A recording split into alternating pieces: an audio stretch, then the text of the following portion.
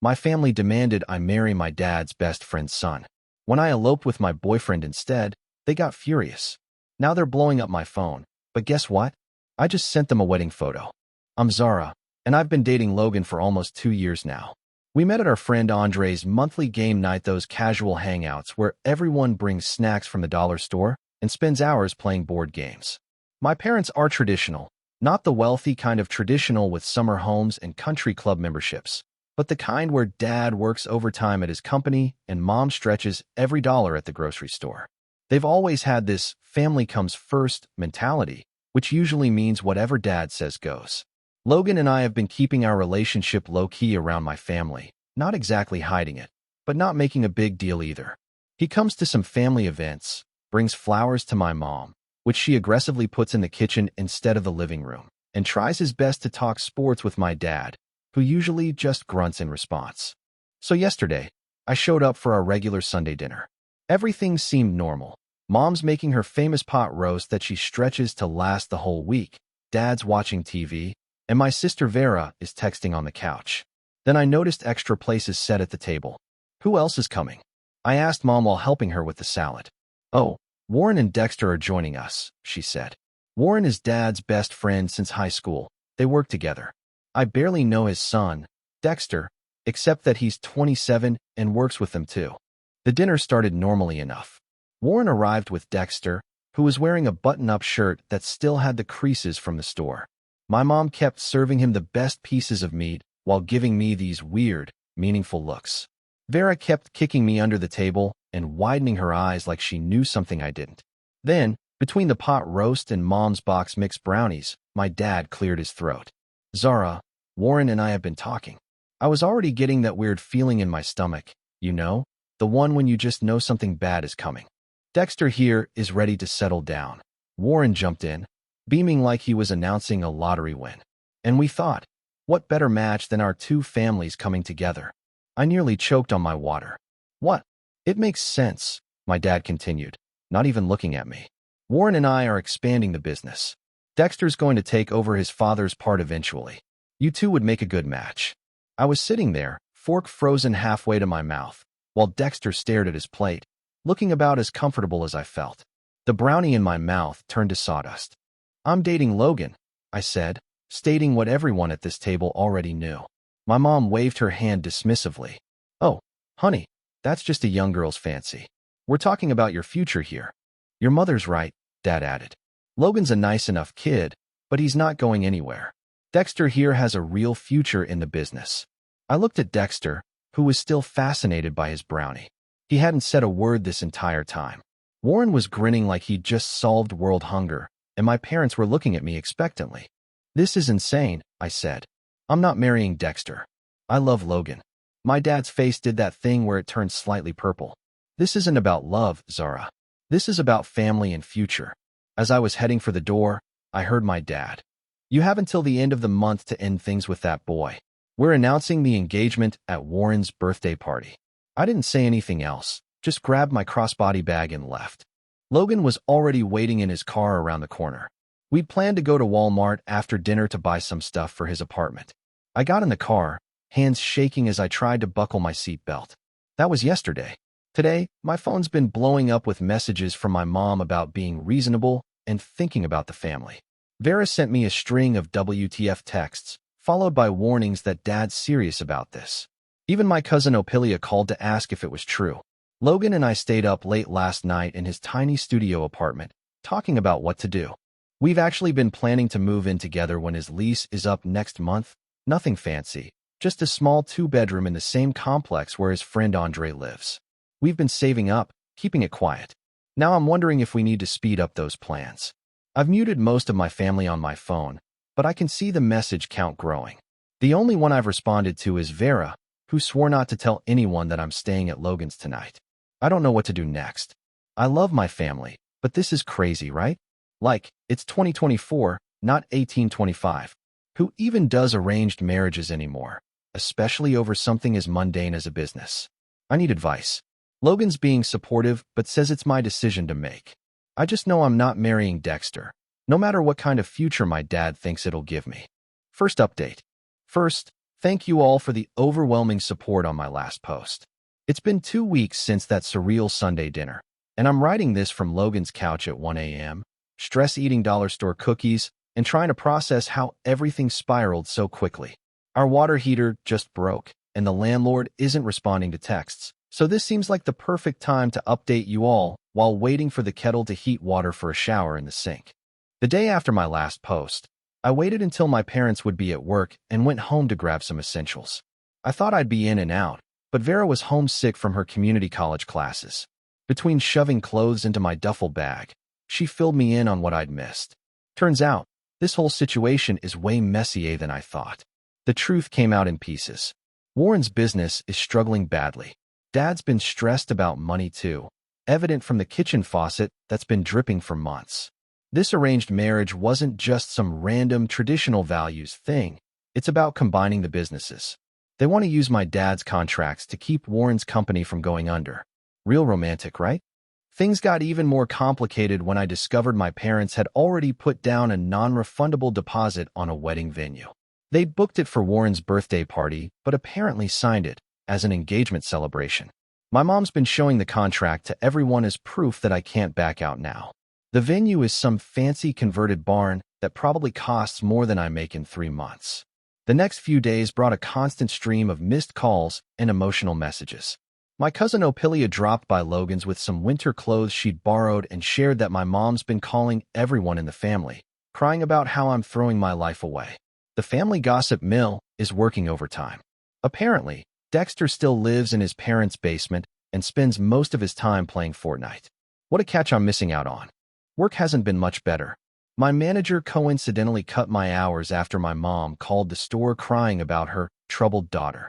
I'm now scrambling to pick up shift swaps just to make rent. Logan's dealing with his own issues. His car failed inspection, and the repairs would cost more than the car's worth. Our living situation is challenging. Logan's studio apartment wasn't meant for 2 people. We're stepping over each other constantly, and his downstairs neighbor keeps complaining about extra noise to the landlord. The bathroom sink is currently holding my entire skincare routine because there's literally nowhere else to put it. Last night, I found my mascara in the kitchen cupboard next to the ramen noodles. That's the level of organization we're working with here. The financial strain is getting real. Between reduced hours at work and unexpected expenses, who knew moving would require so many random purchases? We're both feeling the squeeze. I've started selling clothes on Poshmark just to build up some savings. Logan's been picking up odd jobs on TaskRabbit, but it's barely covering the basics. We've become experts at stretching groceries. Rice and beans have become close friends. The situation hit a new low when I ran into my parents at Walmart while discount shopping. What followed was a scene straight out of a bad drama. Tears in the cereal aisle, accusations about family loyalty, and vague threats about Warren selling to some big corporation. We just grabbed our essentials and left, but not before Mom noticed the generic brand items in our cart and started crying harder about how I deserve better than this life. Today's fresh hell involved discovering that my parents had apparently been saving for my wedding since I was born. Mom sent photos of the wedding fund passbook, a not-so-subtle reminder of what I'm throwing away. The guilt trip came with a side of childhood photos and a screenshot of current wedding venue prices. To make matters worse, our planned apartment fell through. The landlord decided to rent to his nephew instead, so we're back to square one. Logan's lease expires in 2 weeks, and finding an affordable place is proving harder than expected. His friend Andre offered us his spare room temporarily, but accepting feels like admitting defeat, especially since Andre lives in his parents' garage conversion and his mom still does his laundry. Logan's been incredibly supportive, but I can tell this is wearing on him too. Yesterday, I found him staring at ramen packages with this defeated look that broke my heart a little. The extended family's involvement is the worst part. My phone's constantly buzzing with messages from relatives I barely see, all experts on why I'm making a huge mistake. Vera keeps me updated on the home front. Apparently, Dad's now talking about writing me out of his will, which would be more threatening if there was anything to inherit. When I catch myself wavering, I look at Logan, maybe playing Wordle on his phone or doing that thing where he hums while washing dishes, and I know I can't give in. We're not some business merger assets. This is our lives. Even if right now those lives involve sharing a single bath towel, because we forgot to grab mine during the Great Escape. For now, we're taking it day by day, apartment hunting during lunch breaks, blocking new numbers as they pop up, and trying to figure out our next move. At least we have each other, even if our current date nights consist of comparing rental listings over microwave ramen. Second update. Hey Reddit, some of you might remember me from my previous post about my parents trying to arrange my marriage to my dad's best friend's son, Dexter. Well, a lot has happened in the past week, and I'm writing this from a $45 a night motel room while eating leftover pizza and still wearing my $30 Amazon dress. It wasn't exactly the wedding I dreamed about as a kid, but honestly, it was perfect in its own weird way. The decision to elope came after finding out my parents had started sending out pre-engagement party invitations to that fancy barn venue they booked. My sister Vera sent me a photo of the invitation. They'd even picked out my future married name and everything. That was the final straw. Logan and I had been talking about marriage anyway, especially since we've been living together for the past few weeks. One night, while sharing a bowl of microwave mac and cheese and watching our neighbor's cat through the window, we've named her Princess, even though she's not ours. We just looked at each other and knew. We planned it for a random Tuesday, not because it was special, but because we both managed to get the day off work and the courthouse had an opening. Andre, Logan's friend, not my dad's, agreed to be our witness. I bought a simple white dress from Amazon that honestly looked better in the photos, and Logan wore his one good button-down shirt, the one without any wrinkles. The morning of, everything that could go wrong did.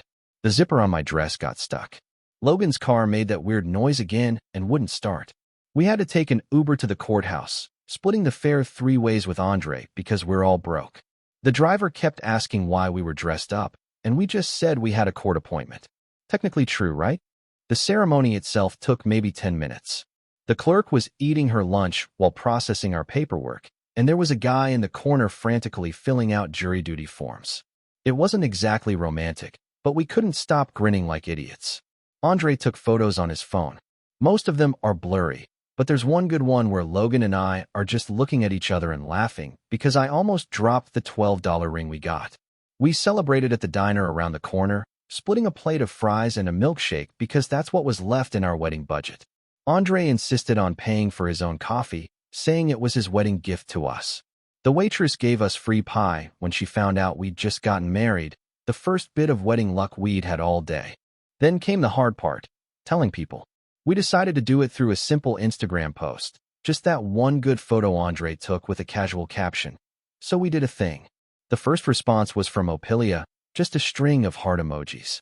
Then Vera called, simultaneously laughing and crying. She was happy for us, but worried about the fallout, which, well, she was right to be. My mom saw the post while at the grocery store. I know this because she called me from the parking lot, sobbing so hard the cart attendant asked if she needed help. She kept saying things about how she'd never be able to show her face at church again. How could I do this to the family? And what about the venue deposit? Dad's reaction came through Vera. Apparently, he threw his phone across the room when he saw the post. Warren, his best friend, immediately drove over to their house. Dexter surprisingly liked our Instagram post and even commented, "Congratulations," which probably didn't help the situation. The extended family response has been a mix of shocked Facebook messages, angry texts, and a few quiet congratulations. My cousin tagged me in a TikTok about ungrateful children. Real mature. We're currently laying low in this motel because our apartment application is still processing and Logan's lease ended yesterday. The room smells like old cigarettes, and the Wi-Fi keeps cutting out, but it's our first home as a married couple. We've been watching random YouTube videos on Logan's phone and ordering cheap takeout, making the best of it. The wedding venue called. Turns out my parents tried to cancel my engagement party, but still lost the deposit. They're apparently telling everyone I forced them to book it, which is a creative interpretation of events. Money's still tight. We're both picking up extra shifts when we can, and I'm selling more stuff on Poshmark. The apartment we applied for isn't fancy. It's a ground floor 1-bedroom with a weird layout and no dishwasher, but it would be ours. The leasing office said they'd let us know by Friday. Vera has been our main source of news from home.